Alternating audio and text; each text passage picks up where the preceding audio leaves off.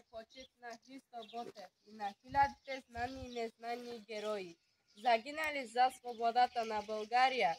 2 юни не е просто дата, тя е знак на памет, почет и преклонение пред саможертвата.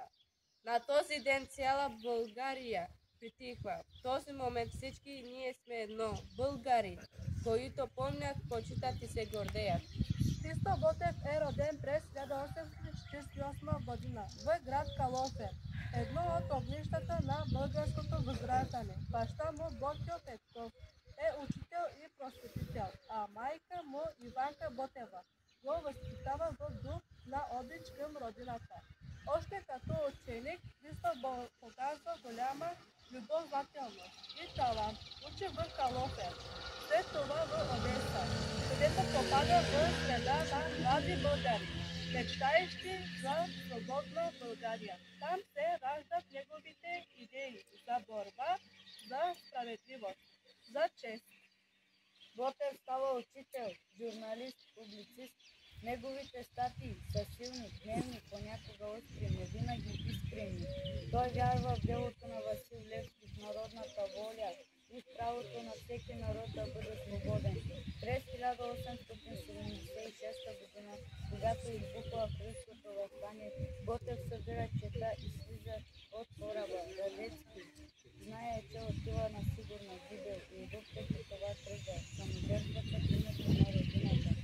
На 2 юни в подножието на връх Вола в Качанския Балкан Ботев пада убит, но неговата смърт не е краят, тя е началото на легендата. Христо Ботев се превръща в символ на свободата, на смелостта на българския дух.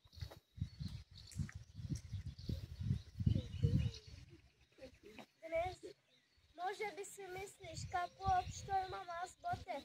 Той живял преди повече от 140 години, но делата на Ботев ни застяга днес повече от всякога. Той ни напомня, че родината не е само територия, не е само история, тя е чест, тя е кауза, тя е ежедневна отговорност. Днес не воюваме с пушки, но се борим за добро образование, за справедливост, за уважение между хората, да бъдем честни, да помагаме, да защитаваме слабите.